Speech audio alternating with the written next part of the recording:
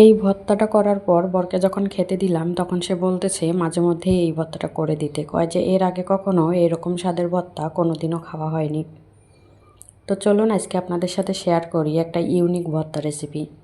তো এর জন্য আমি প্রথমে 5টা পেঁয়াজ এই যে একটু মাঝখান থেকে কেটে এটাকে গরম তেলে দিলাম। তারপরে 3 টুকরো মুরগির মাংস আমি একটু লবণ হলুদ মাখিয়ে দিলাম এবং 2টা মুরগির কলিজা, যেটা আসলে আমাদের খাওয়াই হয় না, তাই এটাকে কি করব ভেবে না পেয়ে আজকে মূলত এই রেসিপিটি। তো মুরগির কলিজাগুলো গরম তেলে দিলাম, সাথে কয়টা কাঁচামরিচ দিয়ে নিলাম, দিয়ে এগুলোকে খুব ভালোভাবে আমি ভেজে নিব।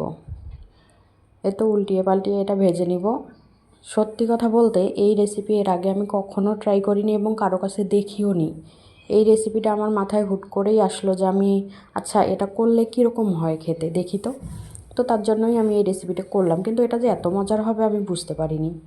তো এই তো আমি হচ্ছে যে কাঁচামরিচগুলো ভাজা হয়ে গেলে আমি এগুলানকে উঠিয়ে নিব, আর এগুলান মুরগির মাংস এবং কলিজাগুলোকে একটু উল্টিয়ে ভেজে নিব। তো এই তো আমি এগুলান উল্টে দিচ্ছি। আমার এগুলান উল্টানো হয়ে গেলে আমি এখানে কিছু শুকনো মরিচ দিয়ে এগুলোকে ভেজে নিব।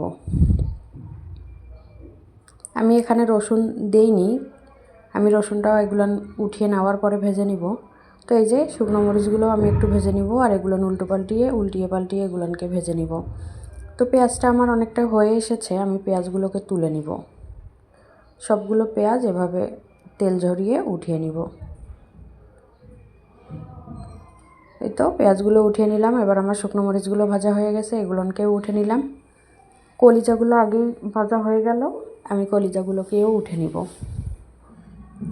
এভাবেই আমি সবগুলোকেই উঠিয়ে নিচ্ছি এবং এটাকে আমি ঠান্ডা করতে রেখে দিব। তো এই যে আমার কত সুন্দরভাবে ভাজা হয়ে গেছে। এরপরে আমি এই তেলে কিছুটা রসুন কোয়া দিয়ে নিলাম এবং এটাকে ভেজে নিলাম। তো ভাজা হয়ে গেলে এটাকে আমি উঠিয়ে নিব। আমার চুলার কাজ শেষ, এখন আমি চলে যাব এগুলোকে ভর্তা করার জন্য। তো এই তো আমি এগুলোকে সবগুলোকে ঠান্ডা করে নিয়েছি এবং এক এক করে এটাকে পাটায় হচ্ছে যে সাজিয়ে নিচ্ছি।